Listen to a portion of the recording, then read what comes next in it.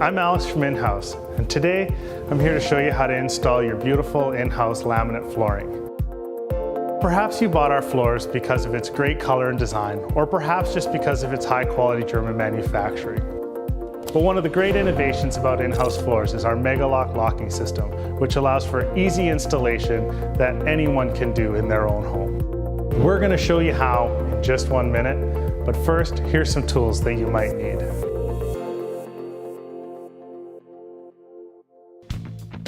Measuring tape, carpenter square, underlay, 2-inch wide moisture-resistant adhesive tape, a utility knife, safety glasses, dust mask, pencil, pull bar,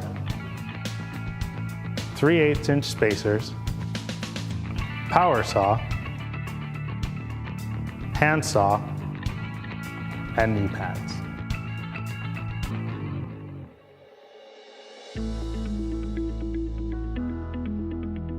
So one of the questions we often get at Inhaus is, why do I have to acclimate my floor for 48 hours? And the answer is that laminate is made out of wood, and wood is a natural organic product which changes and swells based on humidity and temperature.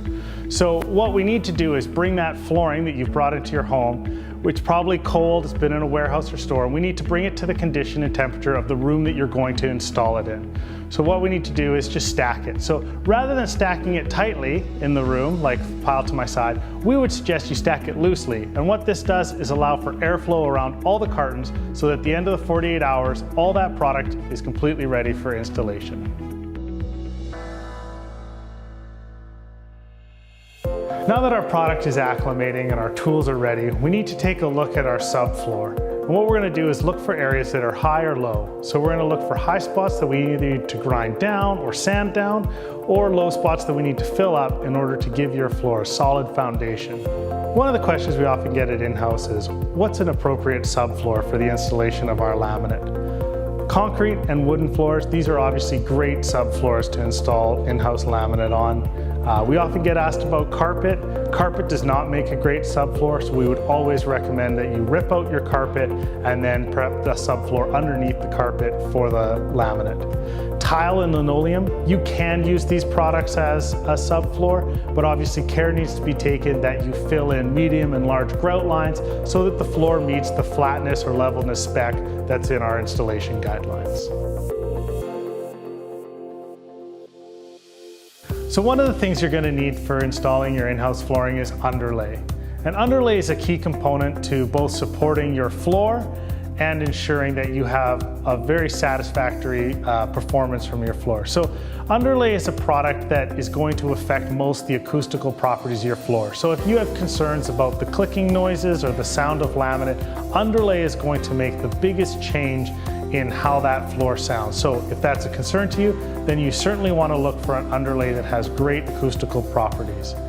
There's usually two components to an underlay, a moisture barrier and then the underlay itself.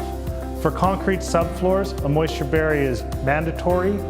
You need it because you don't want moisture coming up underneath your floor and ruining all your hard work.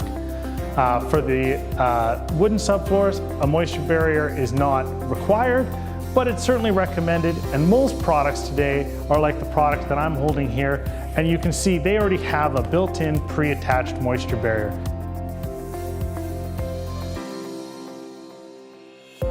So one of the things you're going to want to look at when you get into your room is, how do you want to orientate the installation? So the common way that most people do it is to align the product with the largest window or the largest wall of the room. So probably you're going to align the floor like this.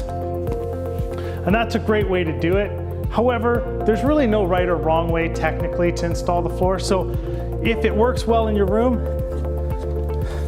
feel free to orientate the product in the opposite direction. It's really, again, a personal preference, and it can also matter when you're installing into other rooms.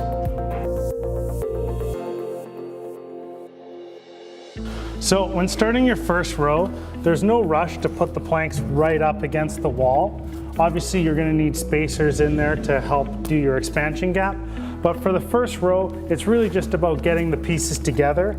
So the first row is a little slightly different in that you can just slide the planks together, make sure they're aligned, and then move down the length of your first wall. Planks should always be cut away from the installation area in order to keep dust from affecting the site. When cutting planks, be sure to wear a dust mask, safety glasses, and other appropriate safety gear.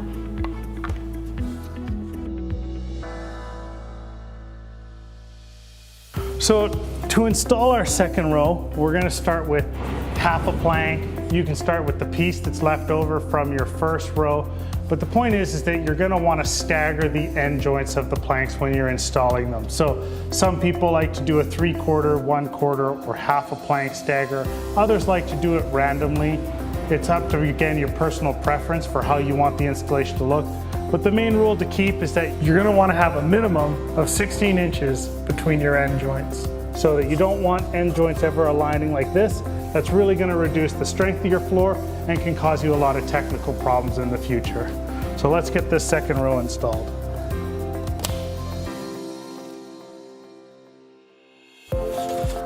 So now that we're installing our second row, this is really where you're going to start to see how Megalock works on an angle drop basis. So what you see here is the retention clip, or the blue Megalock clip. And this is the key strengthening feature to our locking system. So not only does it allow the product to fold down, meaning for easy installation, but it also doesn't let the product come up, meaning that when the floor shifts based on acclimation or seasonal change, that clip holds the floor down together so that it shifts as one piece, meaning you never have any concerns about your floor coming apart.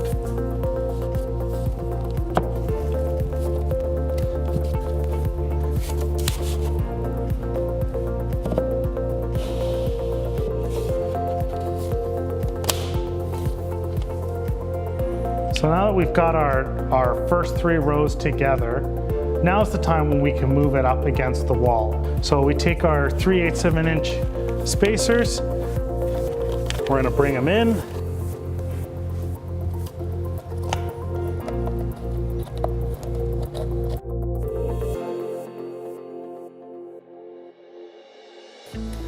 Okay, so at some point you're going to come to a pipe, conduit, electrical socket, something you're going to have to cut around.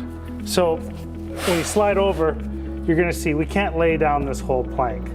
So one of the easiest things is we just need to come 3/8 of an inch off this, and then we need to figure out how long we need to cut. So again, 3/8 inch off the wall, then 3/8 off the pipe.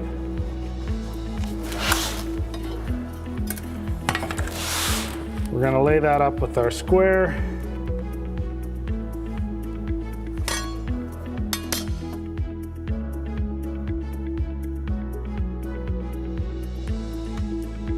And cut that piece out.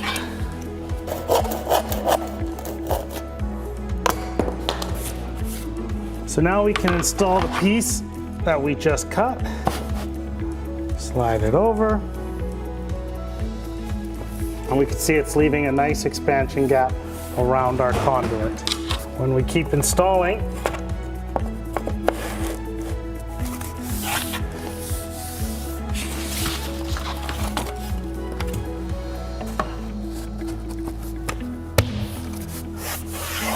we now get to our last row. So obviously there's not enough space in here to fit a full width plank. So we're gonna have to rip our plank and then fold it in. So first way to do this is obviously we can measure, take into account our 3/8 of an inch expansion gap. Another way to do it is to fit the plank over. Again, taking into account our different expansion gaps and then marking it according to our width. So the last piece, now that we've ripped it,